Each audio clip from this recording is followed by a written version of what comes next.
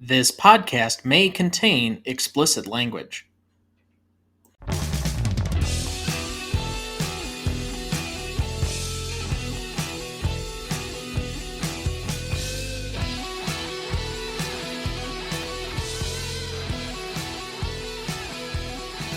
Welcome to the Greatest Movie of All Time podcast, the show that uses a unique grading style to redefine what the greatest movies are. I'm Tom Duncan. And I'm Dana Duncan.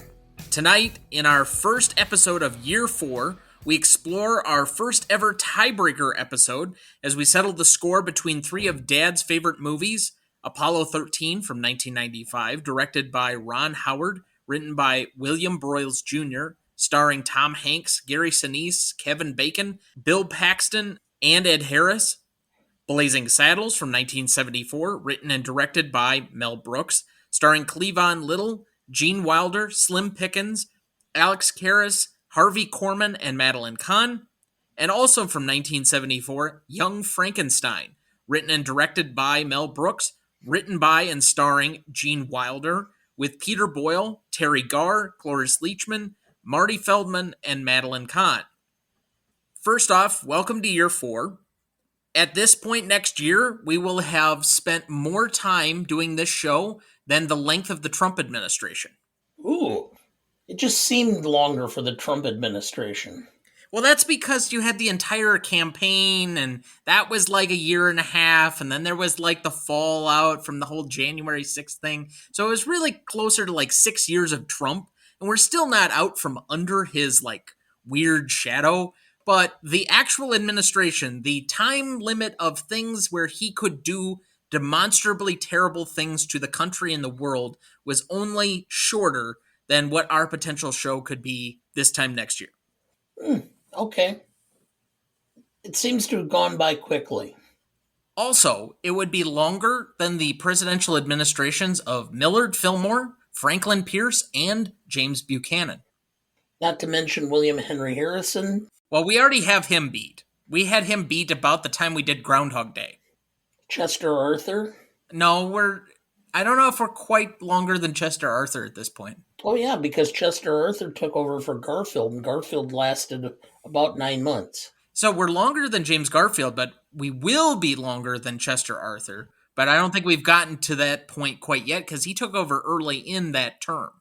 I know, everybody is just clamoring to hear us debating presidential history of the Gilded Age. Yep. Nothing says movies like the Gilded Age. So what are your expectations for Season 4? Well, you've laid out a broad arrangement of films. There are several on there I'm looking forward to doing. There are a few on there that I'm going to be a little cringy about, but I will continue to push myself to try to watch things that are outside of my comfort zone. You don't mean Tim Burton's The Nightmare Before Christmas, do you? Exactly. When that came out, I went like, what is that? And I had no interest in seeing it. At the very least, I can announce that I'm thinking seriously about a Tim Burton film for our annual Oscars bet. Okay. You had suggested a Joel Schumacher film the last time I saw you. I'm sorry. Yes, you're right. Joel Schumacher did The Bat Nipples. Yes, he did. So when was the last time you took a look at our grand list? Today, as a matter of fact. I wondered if that was you. I get notifications anytime somebody looks at the website, and it said Port Edward, so I'm like, is Dad logging in from home? No, he'd probably be logging in from the office. I was logging in from the office. So I don't know why it said Port Edwards, unless that must be your IP address when you go remotely through your server or whatever. So there are currently 140 total movies on the list. We have covered 145 episodes to this point. 140 movies in those 145 episodes, 5 revisits so far. Of the bottom 10, are there any that surprise you? Not really. I think the thing that to some extent surprised me when I was looking through the list again is how I actually agree with what the list is. I'm going, You know, I don't review the list very often because I try to come at it with as clean a perspective as I can because I don't want to sit and go, well, this should be a little better than this film or that film. So no, there aren't any real surprises. Our bottom film, other than your bet loss, is still the greatest show on earth, correct? Correct, at 26 overall points. And it should be. Well, and we have last year's episode for Victory, which will come up later in the episode in a more unfortunate circumstance, but I very much regret having covered that film. The Quiet Man is not something that I was enamored with, although I think it has its fans. I'm surprised that you're not more appreciative for A Bridge Too Far being in the bottom 10. I can understand as far as a film and being a great film, it may be little on the low side as far as ranking, but I don't see where it would be considered a great film. There isn't like overwhelming acting performances. The editing at time is a little slow. The direction is kind of convoluted at times. The script kind of doesn't make sense at certain points. It's more of a historical atmosphere or more of a historical film to me that I enjoy because of the history of it more than the actual film itself. So I don't have a big problem. I think it might be a little low, but I'm not going to complain about it. The two that I guess would stand out a bit for me are Cool Hand Luke, just because you and I are both Paul Newman fans, and that's probably his most famous individual role. And then Zodiac, the David Fincher true crime thriller noir. I think that has more of an influence of who the guest was that particular week. But, Mm-hmm. I think as we get a few more films in here and maybe some surprises, those will kind of come out of that bottom 10. I just don't see either of them moving up high enough to get back inside the top 100 if we were to ever revisit either of those. Possibly Cool Hand Luke, but really, I'm a little puzzled sometimes as to why that's such a popular film because I didn't find it that entertaining.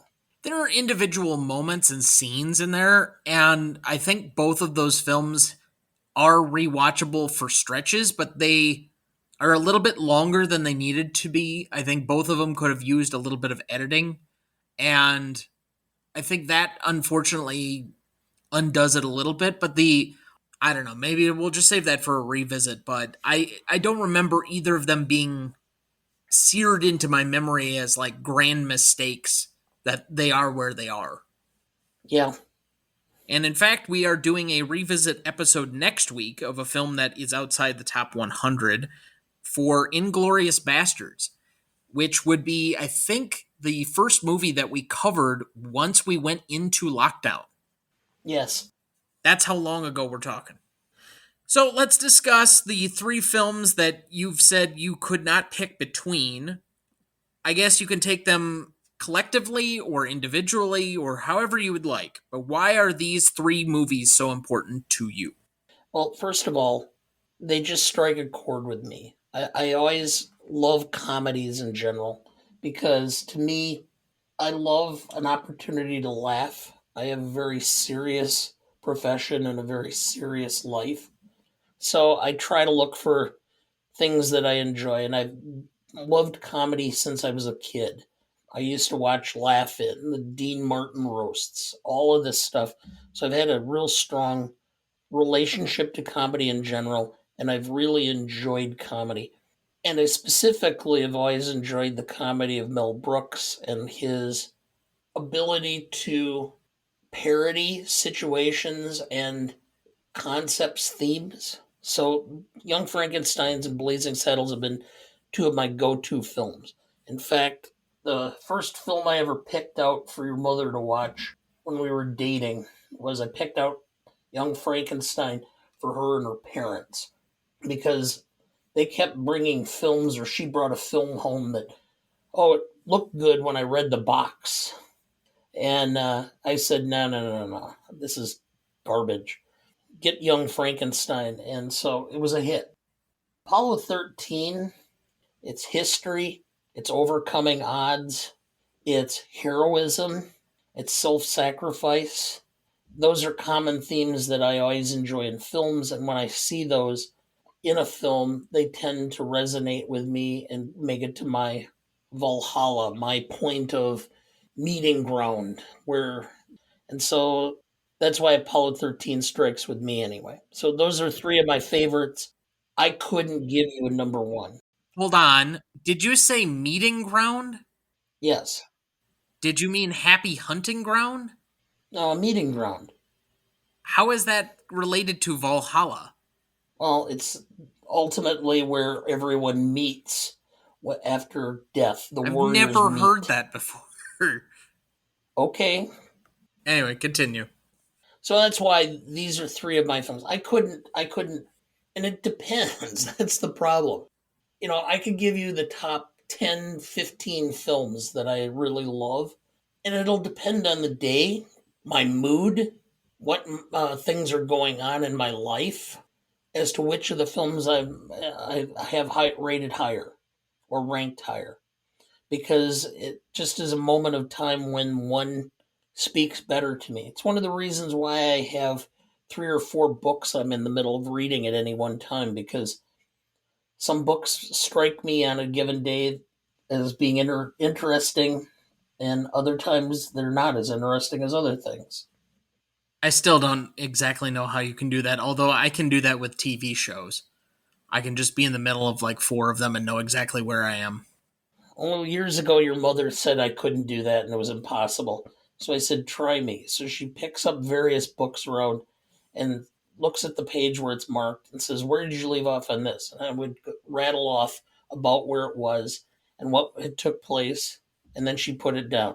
And she picks up another one. I hadn't looked at that one like in 3 months. Did the exact same thing. By the fourth book, she said, I don't get it, but fine, whatever.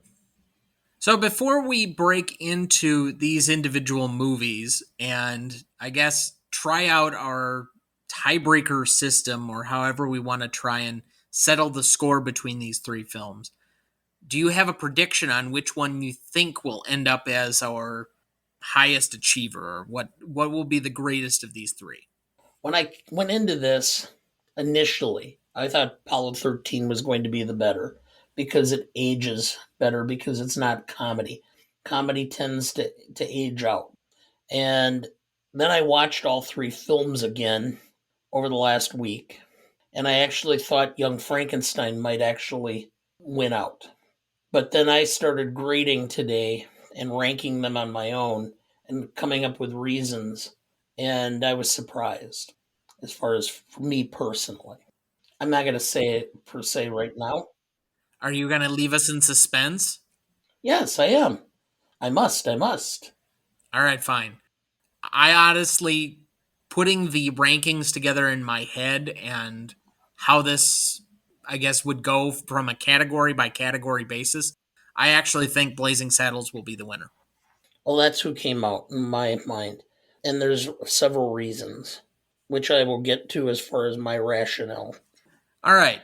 So, to explain the rules of this for the first time, normally, if we were going to do a tiebreaker, we would assume that it would be between two movies.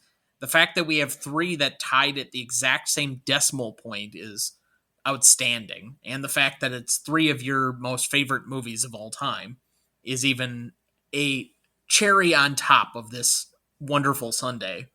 But I think what we're going to do is we're going to go category by category for each of these three films. And we don't have to give it a score like we're doing the Stanley rubric. We're incorporating that by just doing the categories. But we're going to rank all three films by each of the categories. We have to come to an agreement as to the ranking. So there will be some compromises here.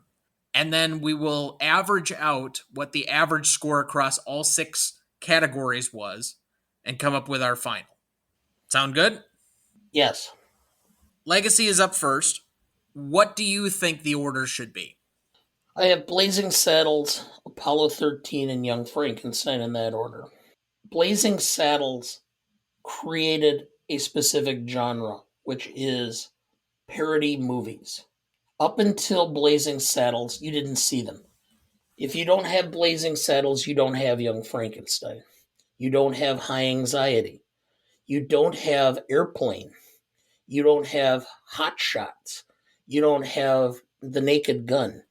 These are all films that were parodies that took place between 1974, when Blazing Saddles was released, through until about 1990, when they kind of fell out of vogue. Now you're seeing a few of those come back in the 1990s. I know they did a parody of the Saw films. I think one of them had Dr. Phil and Shaq. He had to make a free throw to disarm a bomb or Yes, it was something. Scary Movie, and that was a parody of the Scream movies, at least at first. The first, I think, one or two. And they updated themselves per movie. I think what you're referring to is Scary Movie 4, where Shaq has to make a free throw in order to save himself and Dr. Phil from certain death, and he can't make a free throw. But yes, that's why it has that kind of legacy. And for why I ranked Apollo 13, I think Apollo 13 started a revival of the space program and the moon landings itself. I think it had a strong influence on the fact that we have SpaceX and renewed interest in traveling to the moon. Okay. I don't think there's any linkage between that whatsoever. I think the reason we have SpaceX or any of the other programs or Virgin rockets or whatever new phallic item these billionaires are trying to pierce the atmosphere with, and I use that intentionally, is just a big dick swinging contest. What can I spend a boatload of money on that may or may not have applications elsewhere so that we can be an interplanetary species and make everybody go, ooh, isn't he a philanthropic billionaire who's spending so much money on himself? Uh, yeah, well, Honestly, I agree with your Blazing Saddles take as being number one. That's what I have as well. So I think that coming out of the way is not going to be the most difficult one. I think from a comedy perspective, comedy movies, I agree with pretty much everything that you said up to that point. I think you have to attribute, though, a slight connection to the fact that Blazing Saddles and Young Frankenstein are in the same year, because you have to look at it as the legacy of the actors that were involved. So Gene Wilder, you have to look at it as the people that were necessarily involved. You had some fairly nominal actors. Peter Boyle would go on to play the dad in Everybody Loves Raymond, like 20 some years later. And it really, as far as Mel Brooks, I know he was nominated. I don't think he won the Oscar in '69 for the producers, but I know he was nominated for Best Screenplay. This really put the final nail in. Mel Brooks is a big deal, at least through the '70s, and that has to get some level of credit as well. But I don't think that happens if it's just Blazing Saddles by itself. I think the fact that he releases two big hit movies that are classic within the same year has to get almost a linkage of impact and overall legacy. Honestly, as far as Apollo 13, I think it has a pretty crappy legacy. One, it lost out to Braveheart, so I don't think that's necessarily something I can hold against the movie.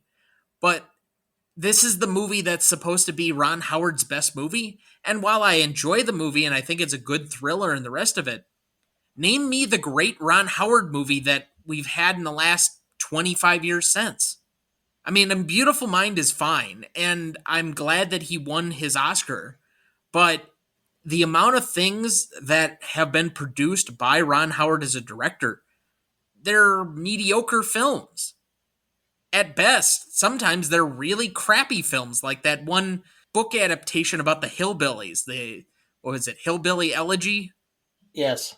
I mean, that might be up there among some critics as the worst film ever made, or at least the most offensive film ever made.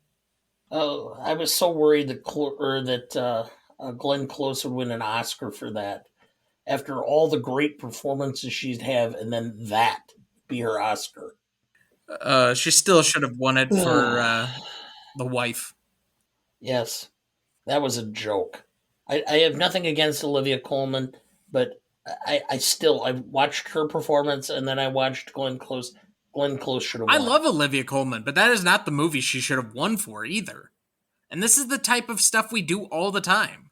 That's why the I know. Oscars is easily debatable. It creates a discussion because they get it wrong so much. But as Yeah. far as the Apollo program, we've had a handful of space movies, but are any of them necessarily tied to, oh, I saw this as a kid and this was like this great movie?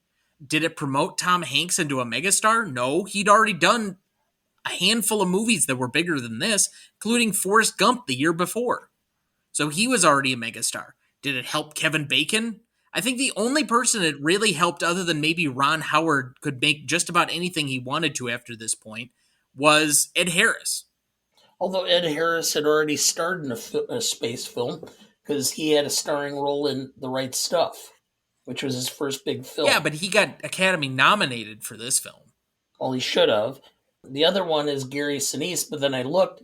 Basically, Gary Sinise didn't do too many films after this. Well, but you would say that that's bigger than him doing Lieutenant Dan? No. Yeah, I don't think so either. Forrest Gump was a much bigger movie than this. Yes. So while I like and enjoy the film, I just don't know what overall legacy it has other than kind of an unfortunate one as an asterisk of history. Okay. So I guess yours is. I went Blazing Saddles, Young Frankenstein, Apollo 13. I guess you've convinced me, and I'll go with your ranking on that. All right. So then we have impact significance. Do you want to go first or second? I went first last time, so go ahead. As far as an impact in the immediate, I probably have to say Apollo 13 first, which is the weird part about this. It was Best Picture nominated. It was on path to win. And then it kind of had a late surge by Braveheart to kind of push it over the top of this movie in, I guess, one of the closest Oscar races that they had before the kind of Harvey Weinstein campaigning type thing really took off in the late 90s. And I know this was a hit film. Like I said, Ron Howard could pretty much make whatever he wanted after he did this film.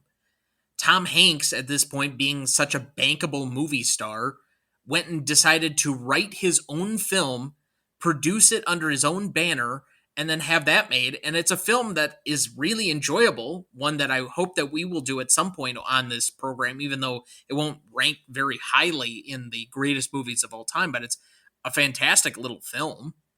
So if he could get that up off the ground, you know he has some gravitas.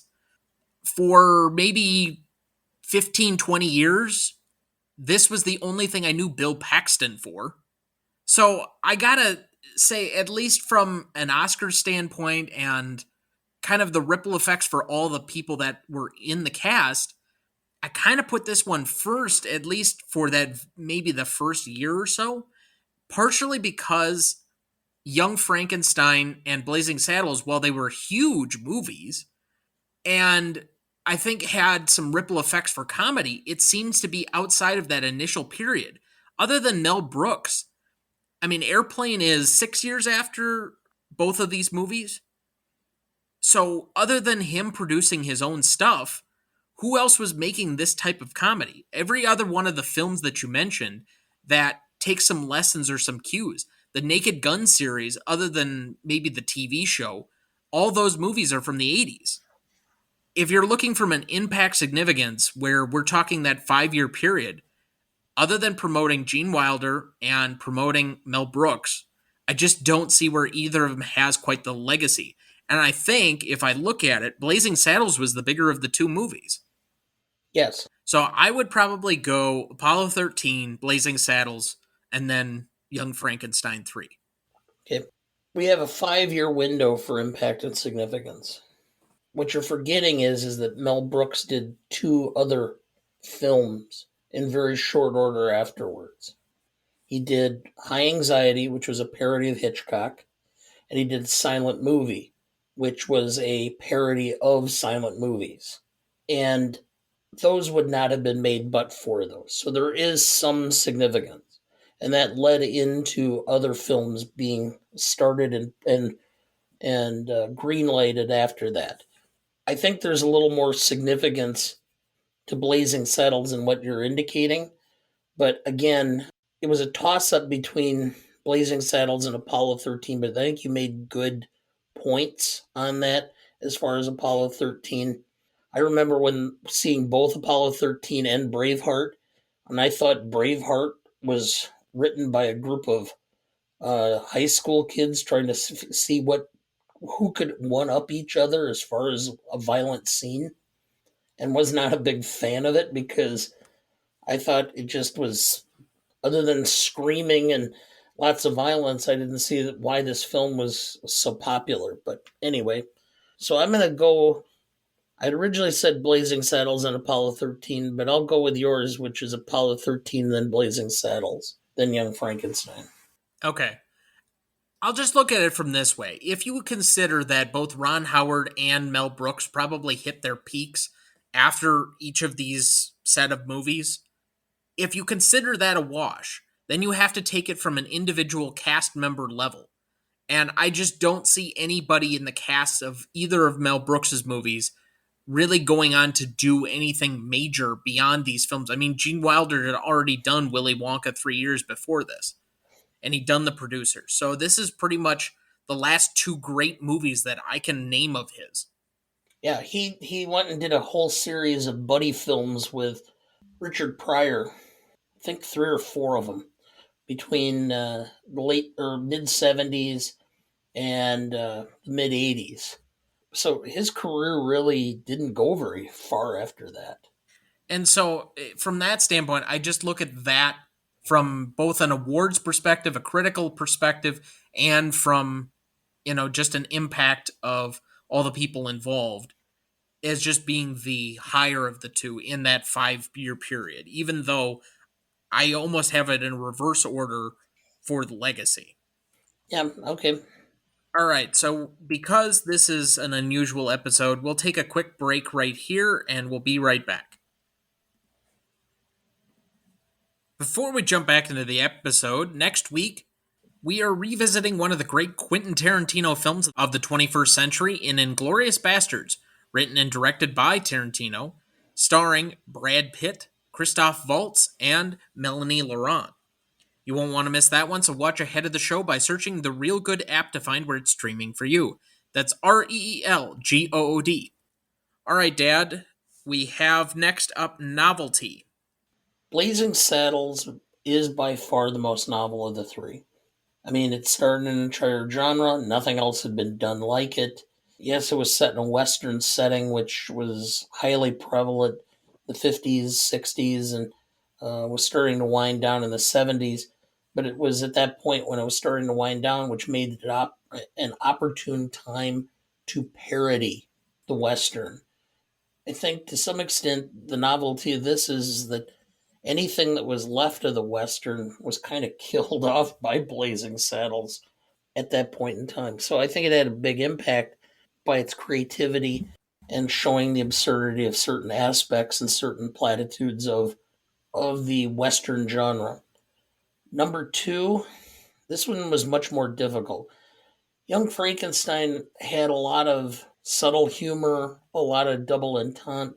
There was a lot of funny lines that kind of started a more intelligent type comedy for the most part.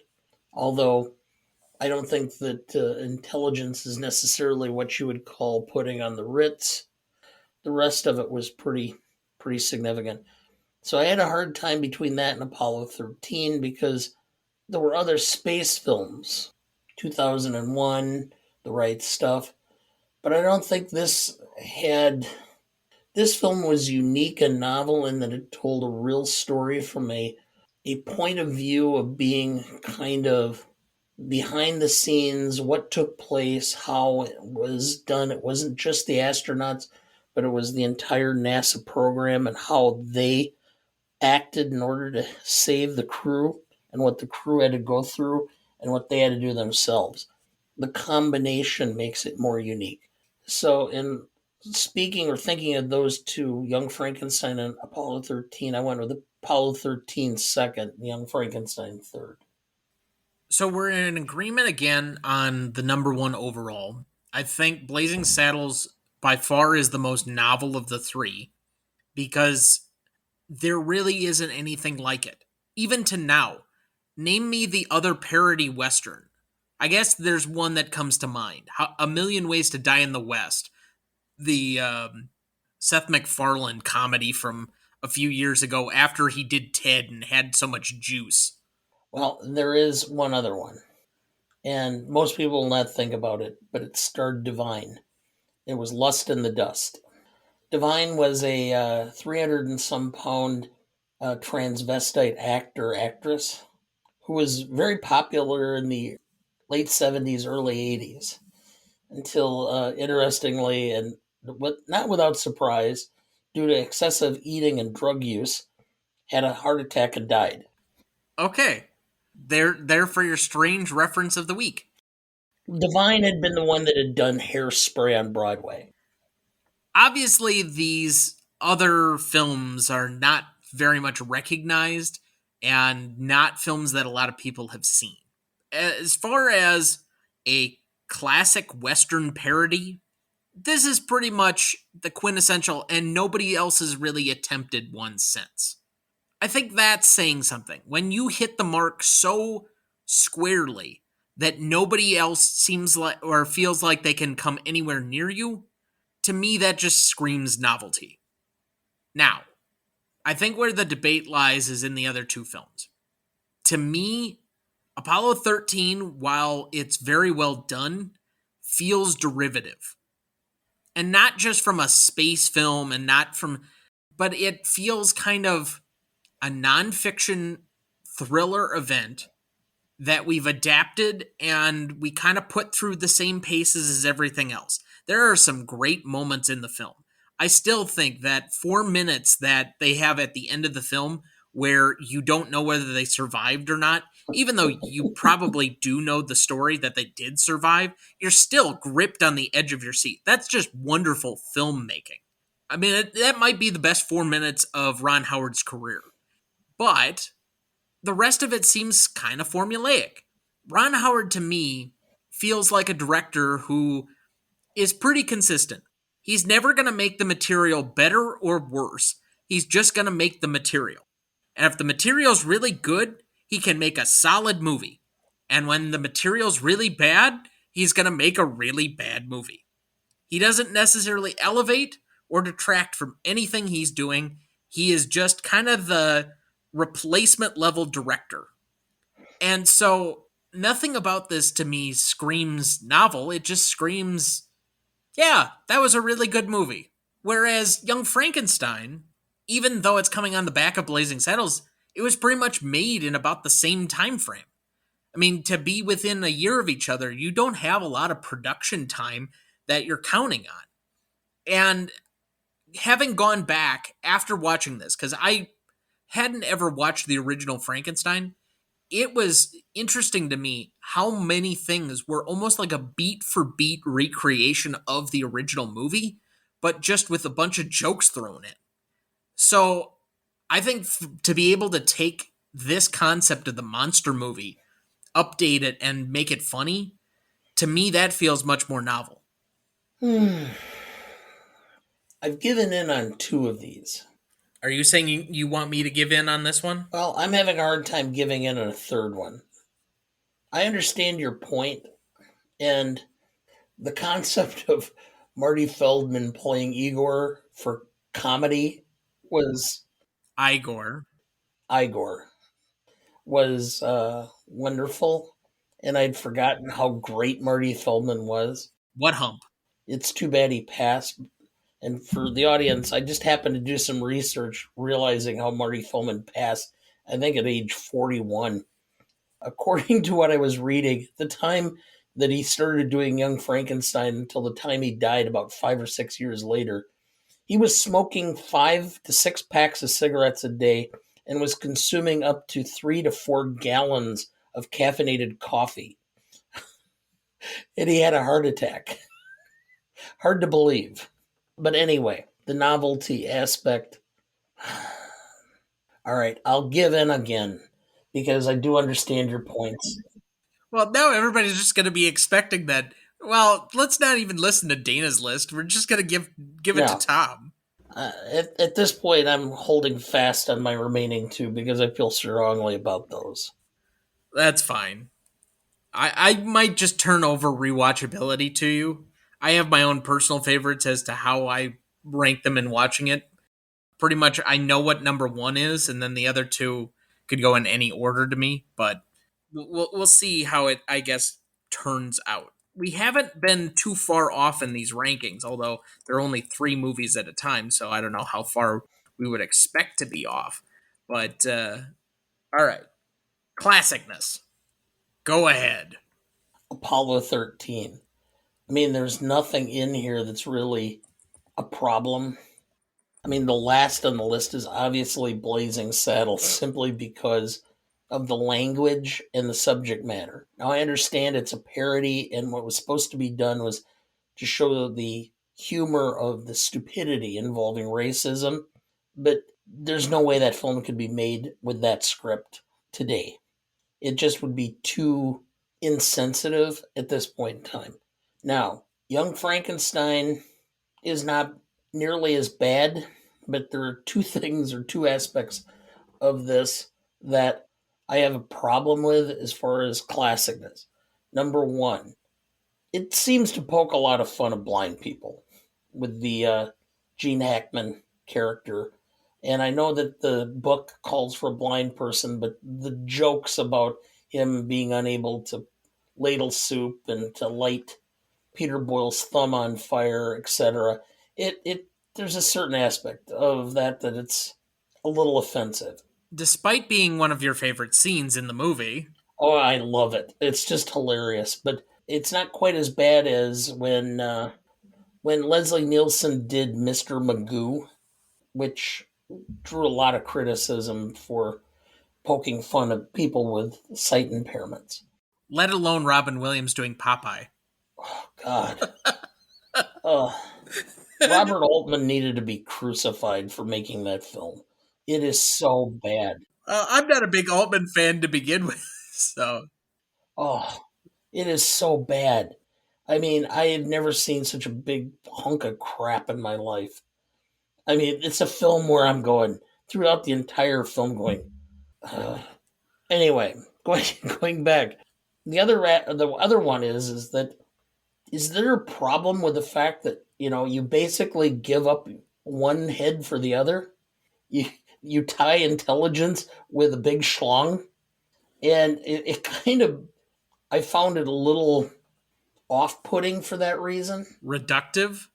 Yeah, I thought it kind of intelligence and being sexually There's a lot of sexual objectifying within the film.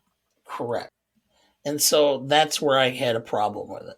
So I don't think it's quite as classic. So Apollo 13, there's nothing really wrong with it.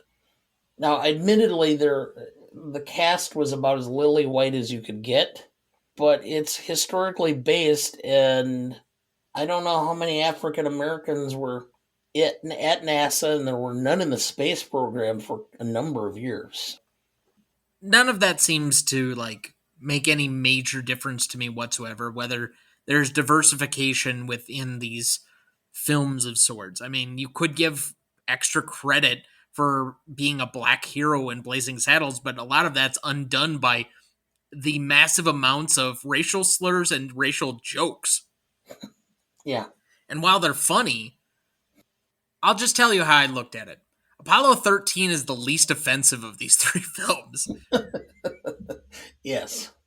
And then I looked at it, okay, which of these two Mel Brooks movies would be the quickest to be canceled today? And it's Blazing Saddles. So I agree with your list. Oh, good. Thank you. So we'll take another quick break and we'll be right back. Before we jump back into the episode, just letting everyone know that we hit our 100th country on the list this week. Thank you, Jamaica, for being our 100th different country we've had a listener in. It's very exciting. I think there are 208 nationalities in the entire world. So to be almost halfway so far with this very small podcast is kind of an amazing achievement for us. And we thank everybody very much for listening for these four, well, I guess 3 complete years going into our 4th year. And we hope you continue to listen to us as we're planning on being here for quite a while. All right, Dad. I think, unfortunately, this is always the period of the year where we seem to lose the most people around this kind of post holiday period.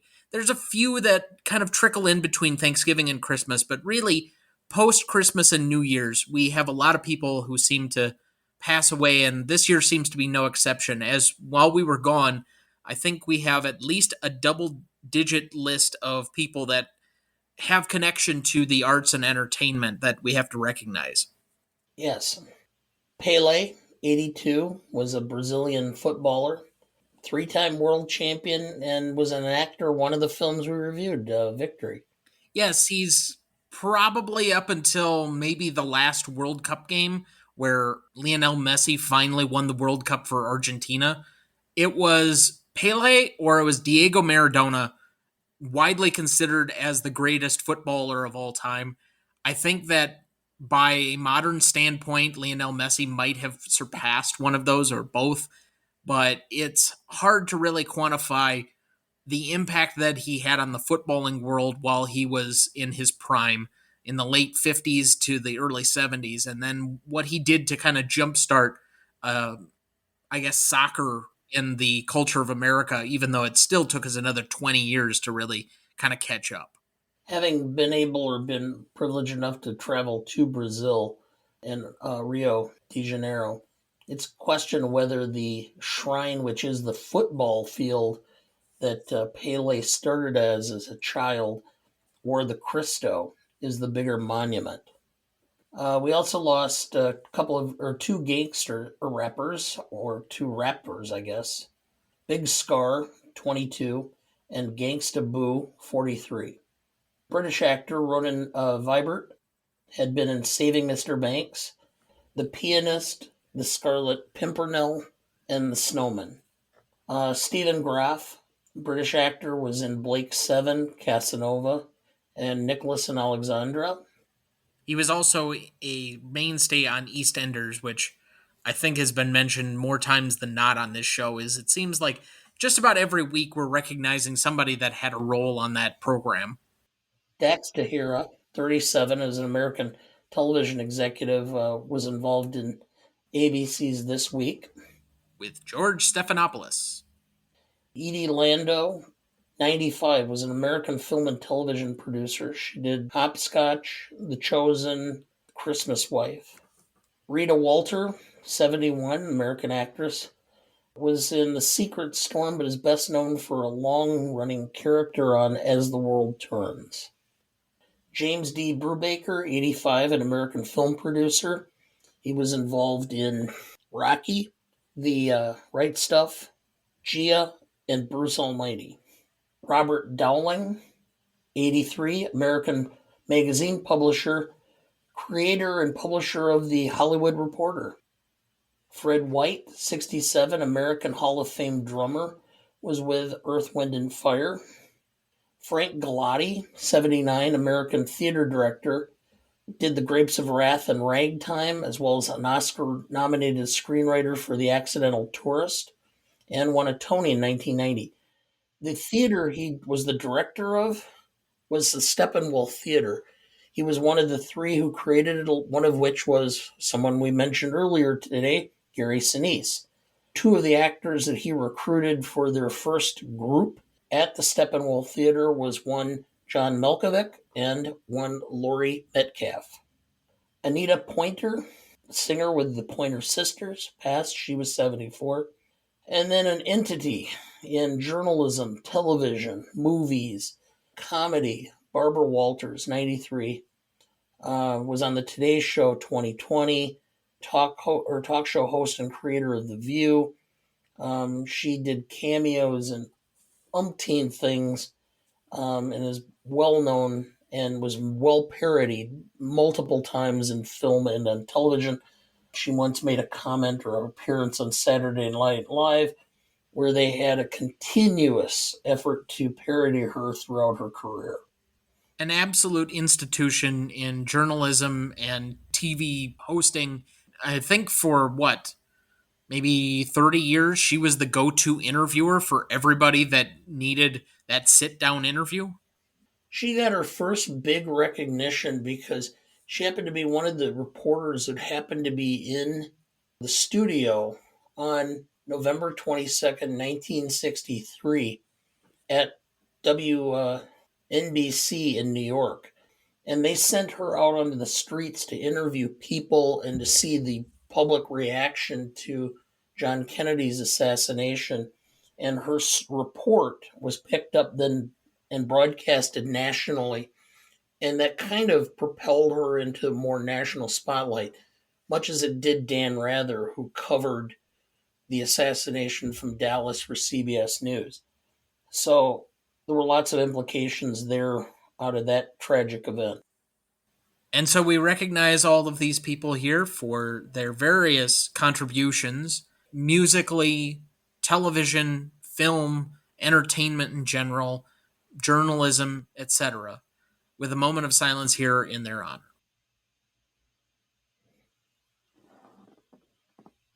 Thank you. All right, cutting back to the list, we left off at rewatchability, and I'll just turn this over to you. Having watched all three films, maybe again it's just this point in time in my life and what I enjoy and what I don't and where I am. But it's Blazing Saddles, Young Frankenstein, Apollo 13. If any of these three films are on and I'm flipping around the station, I will watch them. So that's not the key. It's whether I'll go out of my way. And I find that whether you are there or not, about every 9 months, I will rewatch Blazing Saddles because sometimes I just need to have a laugh.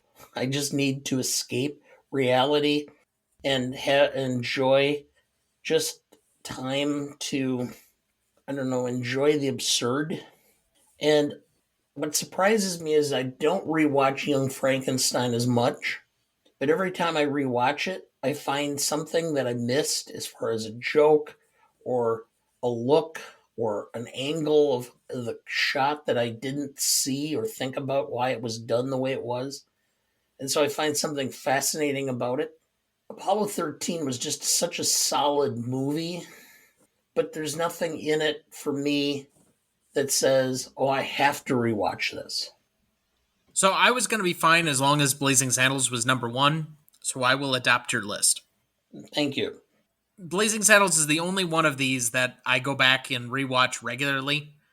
Not that I couldn't watch Young Frankenstein, it's just not the film that tickles me quite like Blazing Saddles.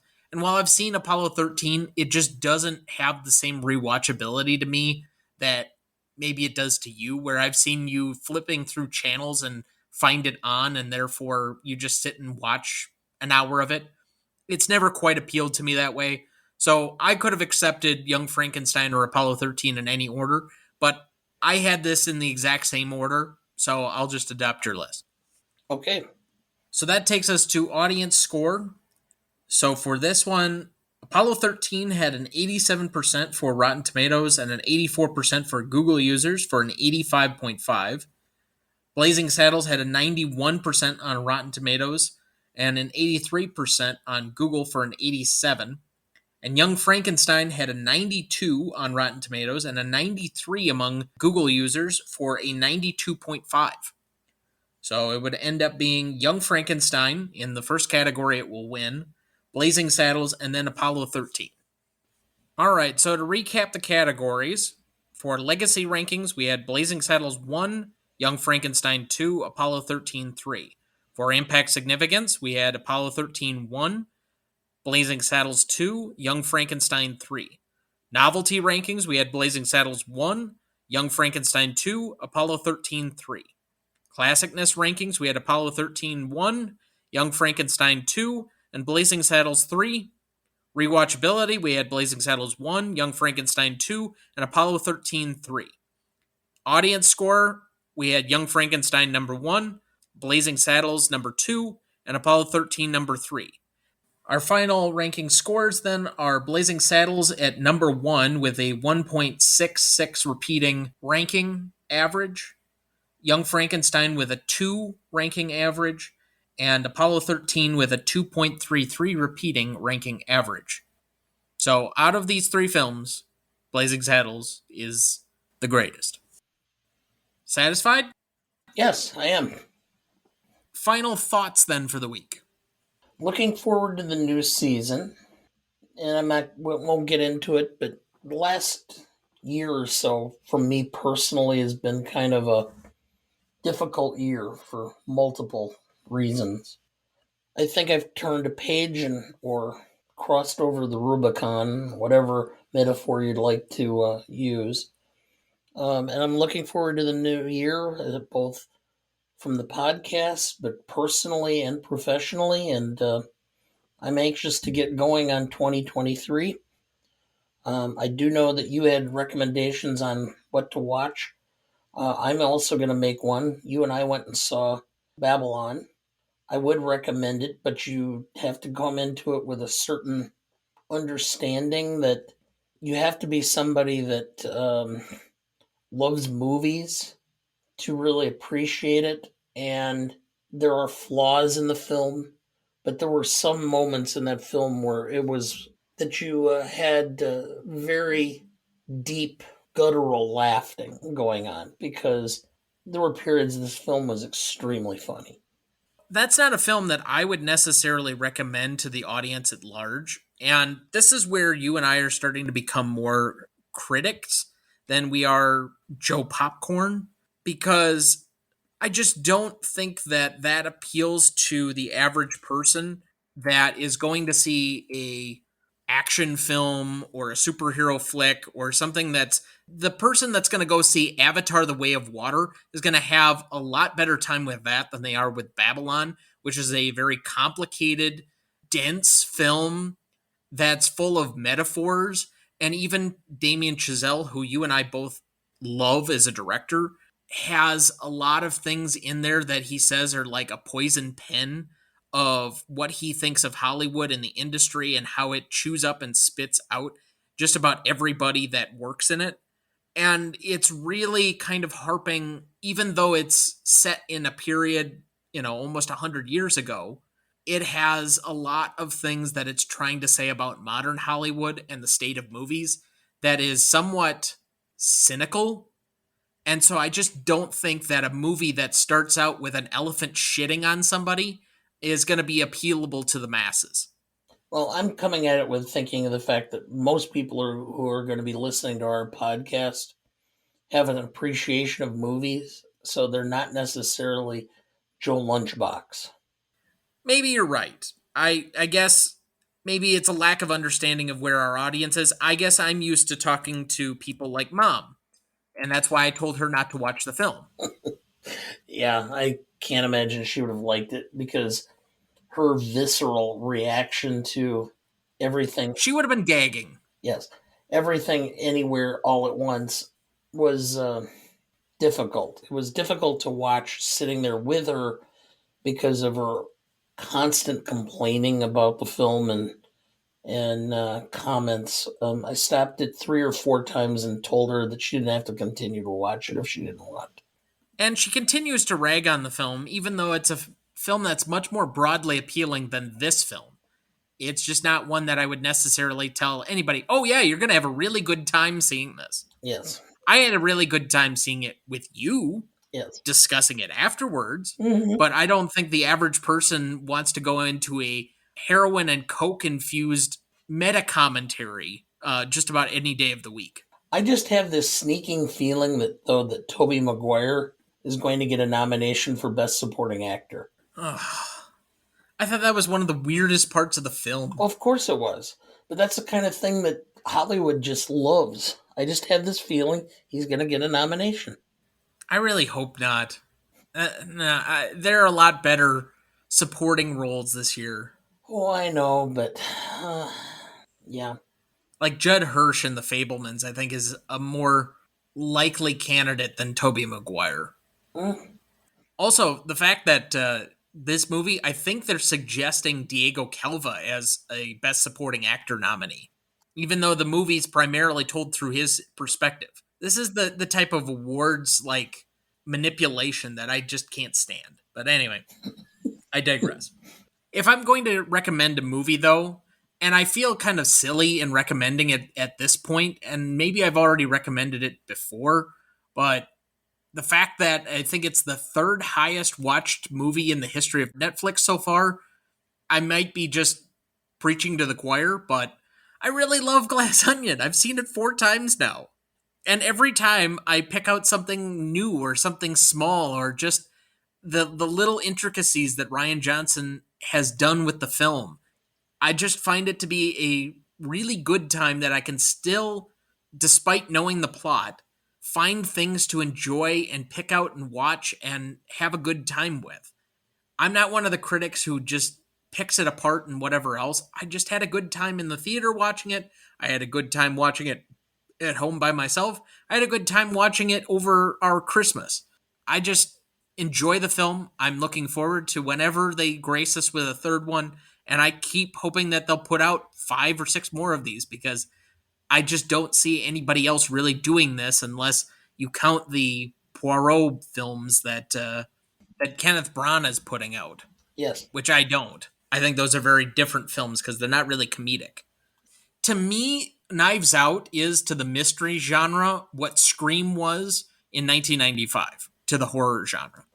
I loved the film too, and I would highly recommend it. I knew what your recommendation was going to be, so I didn't want to undercut you, but I really enjoyed it. I thought it was well done. I know it's not, necessarily one of the best films of the year as far as critical review, but I would love to see it nominated simply because it's a film that was very well done and is popular. Well, given that the other one supposedly was going to make it in 2019 had they had to have a 10th film, I really don't see how this one, and I know it's been a slightly mixed bag, but for the most part, people have enjoyed it. Even I think A.O. Scott said he enjoyed it, Oh so wow. take that for what it's worth. Wow. But yeah, I know. Whew. I think because it's a fantastically good time, it's going to sneak in there as one of the like blockbuster half of movies that are going to get into the best picture race along with Top Gun and Avatar and maybe even a Black Panther. And then there'll be all the really tiny small films that nobody went to see that are the art house things like Tar and Banshees of Inisherin and The Fablemans that will be tabbed to potentially win Best Picture. But right now, it seems like the theme of this year is a confluence between the two. The film that is both art house and has more to say, but also was broadly appealing and was somewhat of a blockbuster, I think is the current favorite for Best Picture. And that was the movie that Mom hates the most. Everything, Everywhere, All at Once. By the way, I can just picture, a 5 or 6 year old A.O. Scott just ripping all over his mother over Christmas dinner. This ham is too dry. Yeah. So anyway, it's great to be back with everyone. We have enjoyed 3 years together, and we have a lot of things planned for this year. We have the 5th appearance by at least one guest coming up on the show in the next couple of months. We will have, I think, by the time the season's done, Mom's like 10th appearance. So we'll have to get something more than a hat. Maybe she'll earn like a sweater vest. A bandana. A bandana? Yes, because something that she would just like, you expect me to wear this? I mean, the hat alone is going to be bad.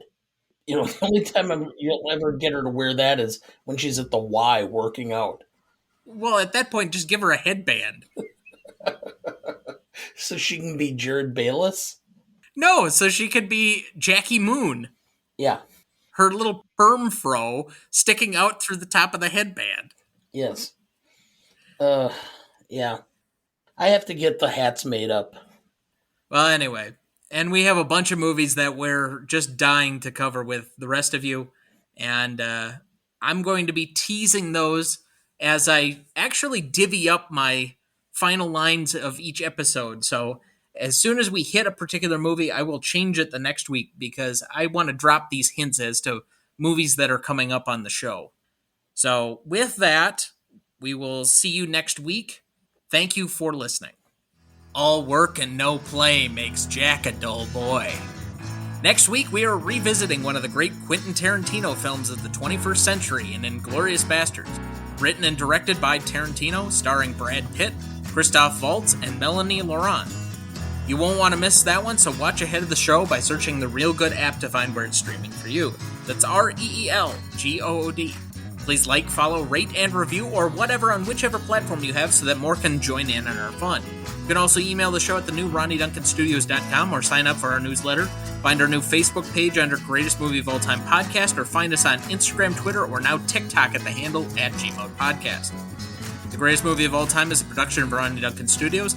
Our show is mixed, edited, and written by Thomas Duncan. Our music is thanks to Purple Planet Music. Our technical provider and distributor is Captivate FM.